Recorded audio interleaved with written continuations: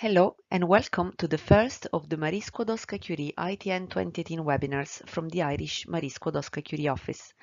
My name is Elena Martinez. I am the national contact point for the Marie Skłodowska-Curie program in Ireland, based in the IUA with support from the Irish Research Council. In this webinar, I will give an overview of the ITN 2018 program and its evaluation process.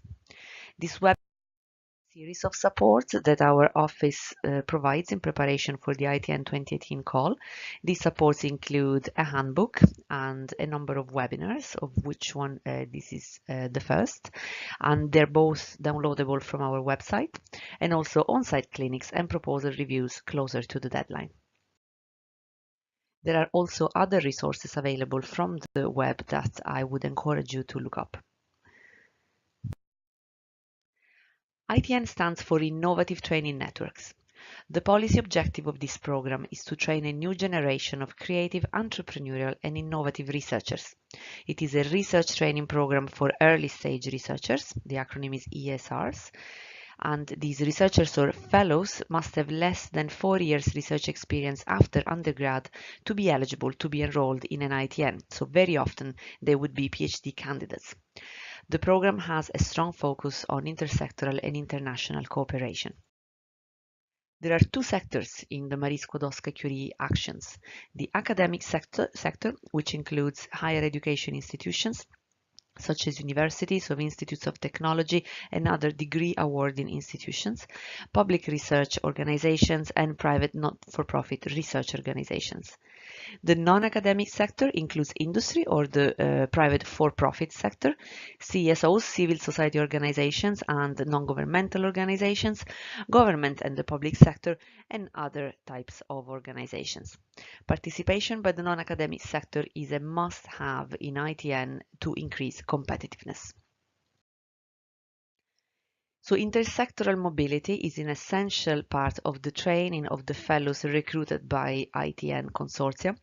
And this mobility happens through various means. First of all, through secondments, which are structured and hands-on training periods that are spent in another organization during the fellowship as part of the research project. And secondments can last at most 30% of the overall recruitment period for each fellow.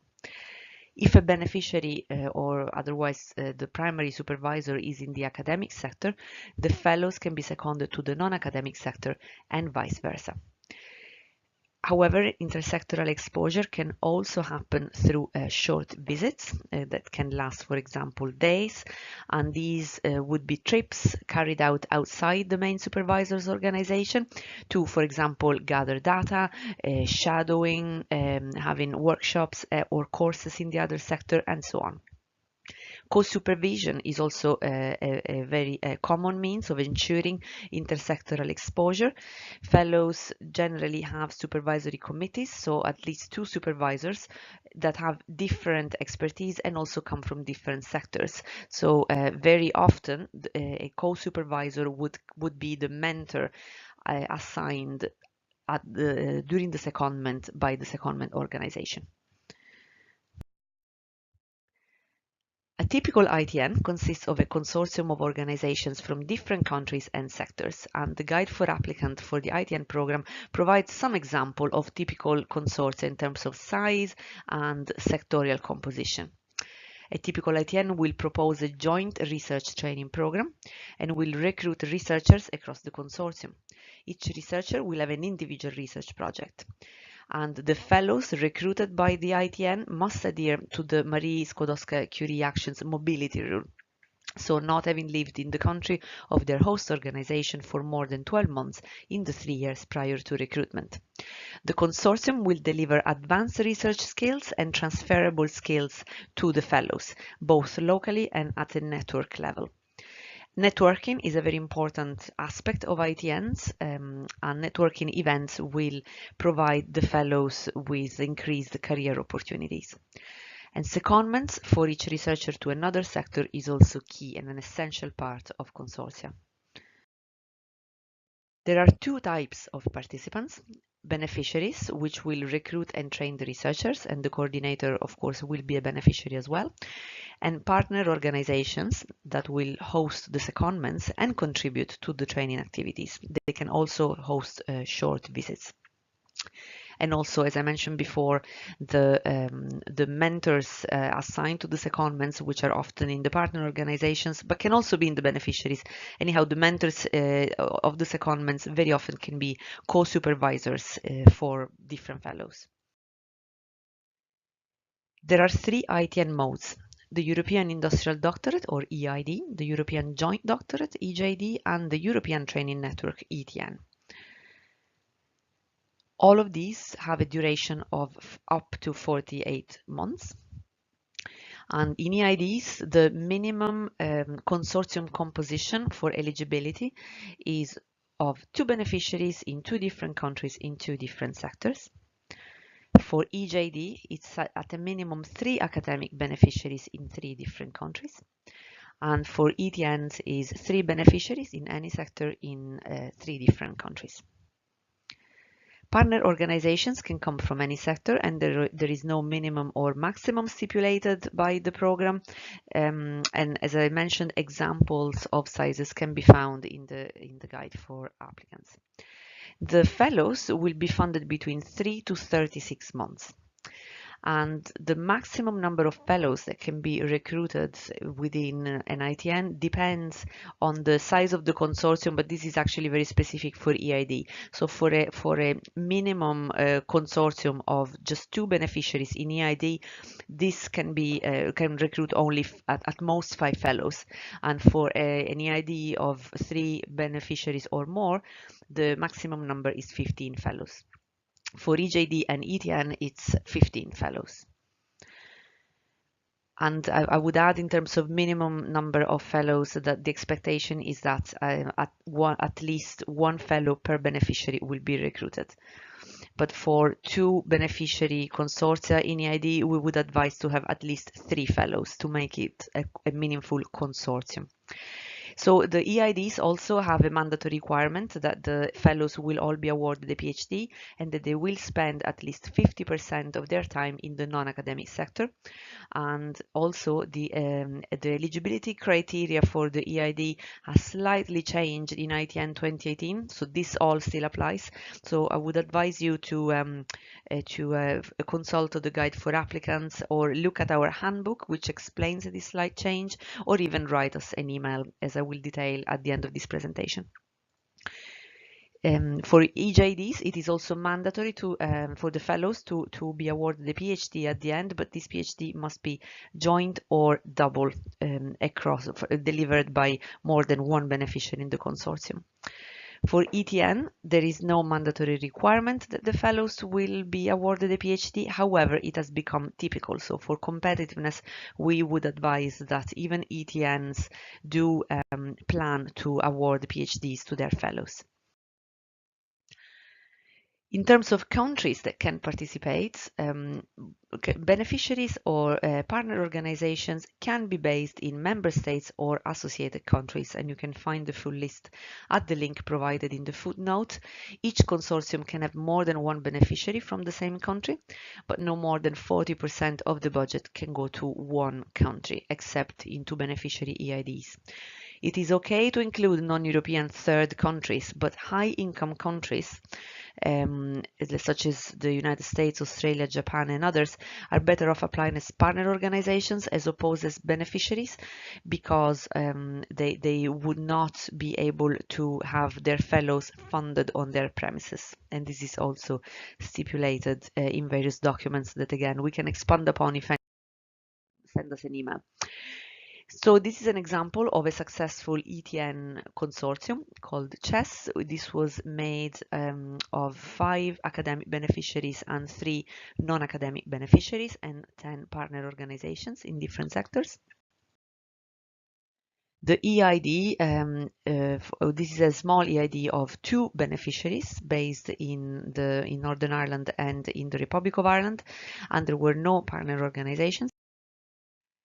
We find that in general, small EIDs are very competitive. However, it is not the only mode, and this is an example of a larger size EID with 3 academic beneficiaries and 6 non-academic beneficiaries and no partner organization. Finally, a European joint doctorate with 5 academic beneficiaries and 9 partner organizations. The funding model in its structure for the work program 2018-2020 is the same, except that some of the allowances have been raised. So in particular, the living allowance has been raised, but this is calculated automatically by the system when you apply and you submit your budget based on the number of researchers that will be recruited. So this is nothing to worry about.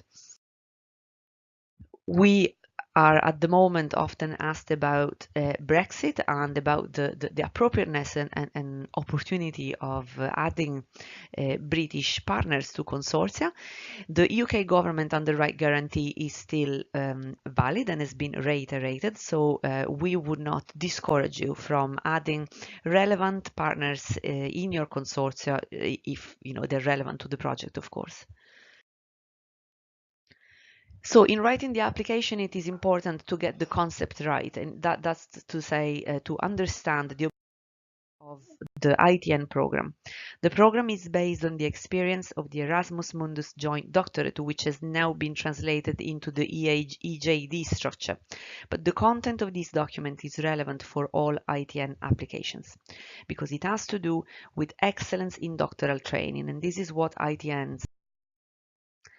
So ITN is a research training program. We are sometimes asked, is the research component more important than the training or vice versa? Both are essential and neither aspect can be neglected for success. So in particular, if we look at the proposal template and at the excellence section, which has 50% weight in the overall score of a given proposal, the section 1.1 asks to define and to, I suppose, articulate the excellence in research. Section 1.2 asks to articulate the excellence in the proposed training program. So both will be an essential part of your excellence score, which is the heaviest in the overall score. So they cannot be neglected. And 1.3 would be excellence in supervision, and 1.4 is the quality of the interaction between the consortia organizations, which could be translated into excellence in the consortium. So why this consortium to deliver this program for these fellows? So both research and training are absolutely essential for this program. So there are a number of ITN quality components that our office has identified based on feedback from proposal submission throughout the years. So the consortium and the program have to be, as I said, excellence, and that goes by developing a comprehensive program vision, providing an integrated research and training strategy, developing a realistic management, financial and institutional strategy, and finally, recruiting excellent students and delivering value to them. I'll go through each one of these elements. In terms of program vision, it is important to identify the unique selling proposition of the program. Why should your program funded through a consortium? Why this consortium?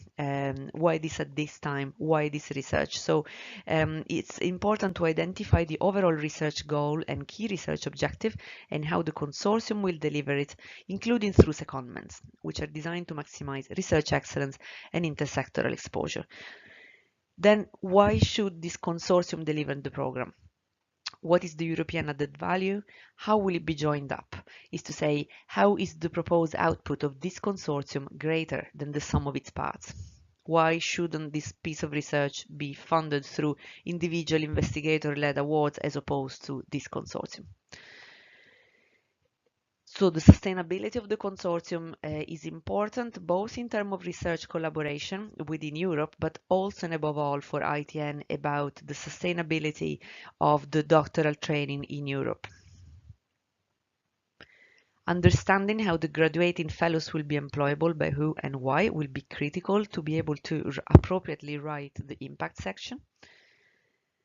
And for EJD, it is important to research the doctoral examination processes in place across the consortium and compare them and identify those that will be used for each ESR. Again, for EJD, showing how the graduating fellows will be provided with recognizable degrees and how these will be joined up across the consortium. So it's research and training together. These have to be integrated. So it's important to develop a cohesive, timely, credible, excellent research program with balanced supervision processes and workload across the consortium. And I'll just reiterate that cohesiveness, timeliness, credibility, these are all words that are used in the evaluation forms because these are all criteria that the evaluators are pointed to evaluate. Provide the fellows with access to the best training, research tools and facilities. So this is the training element. Excellent training will have a strong hands-on research component, which will be delivered through their individual research projects and network-wide taught research and transferable skills. Ensure that the assessment mechanism for the ESRs are coherent across the consortium. Again, imagining these as almost doctoral schools, all the fellows will have to be assessed in the same way and receive the same level and quality of training. Implementing formal continuous progress monitoring will have to be defined in the proposal, how you will do that. Providing a collaborative research and communication platform for all the ESRs and staff. This is important for the research, but for the networking as well and the cohesiveness. And ensuring effective intercultural awareness across the consortium. In terms of integrated strategy for the management and the financial and institutional aspects of the consortium, identify which administrative units are responsible for the fellows, plan the finances and allow for risks and contingency. So the budget will be defined by the system itself, and the planning, you would not have to go into detail of the planning of finances in the proposal, but it's good for you to do that ahead so that that will inform your proposal. And in terms of risks and contingency, you will be asked to define management risks and also research risk and related contingency plans, and that goes in the proposal. Plan for a consortium agreement that will include intellectual property rights management and research integrity issues. That will go as well in your training. Ensure that the fellows have employment contracts. Doctoral candidates within in the Marie Curie program will be staff members, so they will receive a salary and not a stipend. They will be hired by the beneficiaries. Implement a program-wide quality assurance process through internal feedback and quality review and external quality assurance. And this will be down to your management structure, to your external advisory board, and within the management structure, the chart that you will have in your proposal defining who reports into whom. And implement a dynamic marketing strategy, including attracting international fellows. Finally, about the recruitment, the implementation section requires to define the recruitment process. So the process will be designed to recruit and select the best fellows for the job. And then you will have to specify in the proposal how you will ensure that the fellows are well supported logistically, that they're well supported academically and culturally to integrate into their new environment, both personally and also professionally. Joining up resource availability across the consortium, such as infrastructure, equipment, IT capabilities, is very good. And also I would add courses, if the local courses could be accessible to all the fellows in the consortium, is also a good thing, although it's not always possible. And ultimately, prepare the fellows to maximize their career potential. And secondments and intersectoral exposure, international exposure are key to this.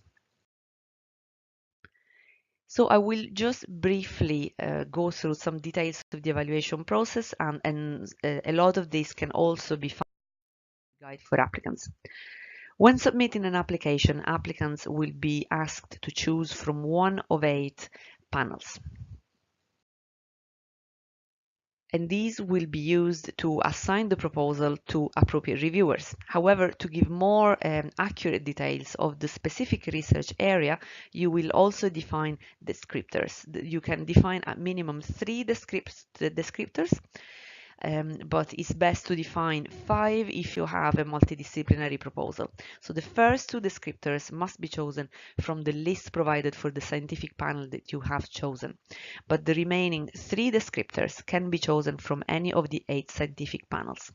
So this will help particularly proposals that